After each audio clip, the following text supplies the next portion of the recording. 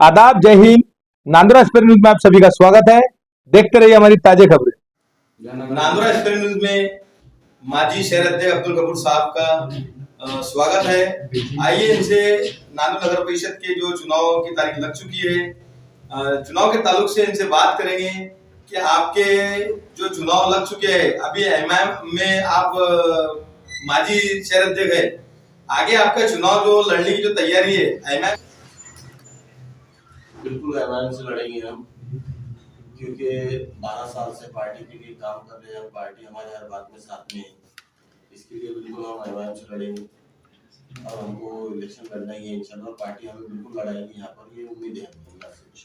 Sir, ये प्रभाग number 12 में गैबी नगर में हमने देखे हैं 2016 बाद से हर कोई चुन के आता है, लेकिन वहाँ पे पानी की टाकी का जो मसला है, हर कोई इलेक्शन आता है तो कहते हैं कि हम पानी की टाकी बना के देंगे, लेकिन वहाँ पे नागरिक स्थानीय नागरिकों को पानी की वजह से बहुत तकलीफ हो रही है, क्षार के पानी की वजह से, क्योंकि हर वहाँ के स्थानीय नागरिक जो है 20 रुपए रोज का पानी खर्चा कर रहे हैं। आप अगर चुन के आते हैं गैबी नगर भाग से, प्रभाग नंबर 12 से, तो आप पानी की टाकी का चर्चा है।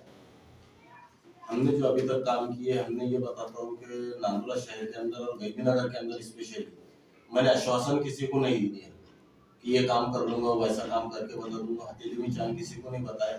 जो हमने बात की थी 2016 के पहले, वो कामों को हमने मुकम्मल करके बताया।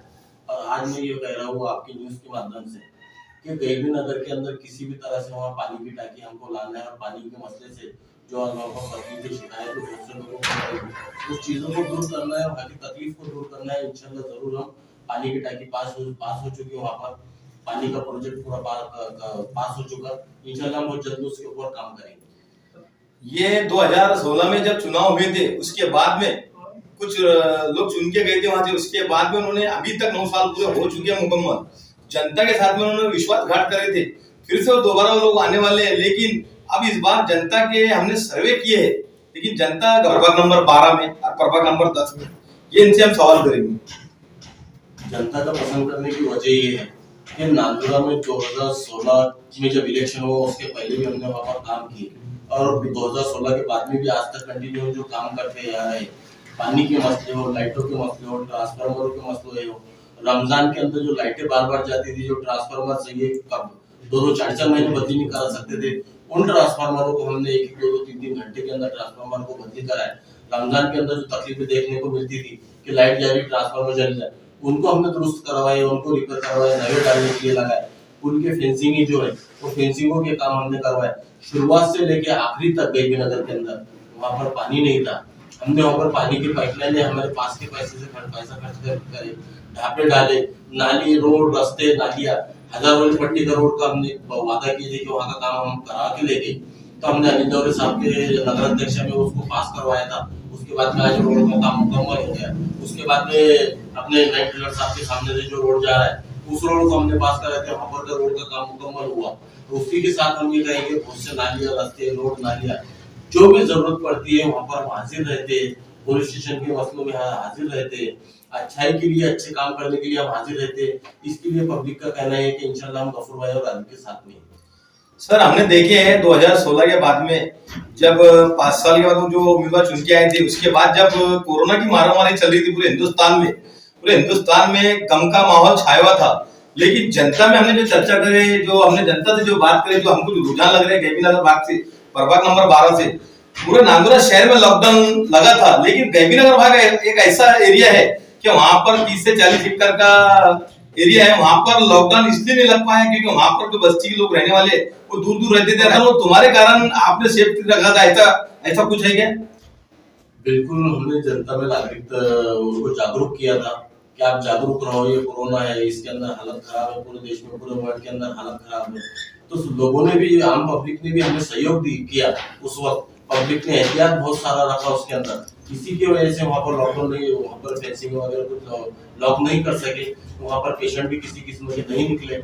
ये पब्लिक ने हमें सपोर्ट की, और पब्लिक ने जो हमको सपोर्ट की थी, वहाँ पर तकरीबन हमने 90 शादियों के परमिशन निकाले, 90 शादियों के परमिशन निकाल कर उन शादियों को करवाए। मेरी उम्र इतनी नहीं है, एज इतनी नहीं है कि मैं शादी करूँ, लेकिन अल्लाह को ये चीजें मंजूर थी कि उन चीजों के अंदर मैंने हाथ डालना, वो मुकम्मल करवा के देना।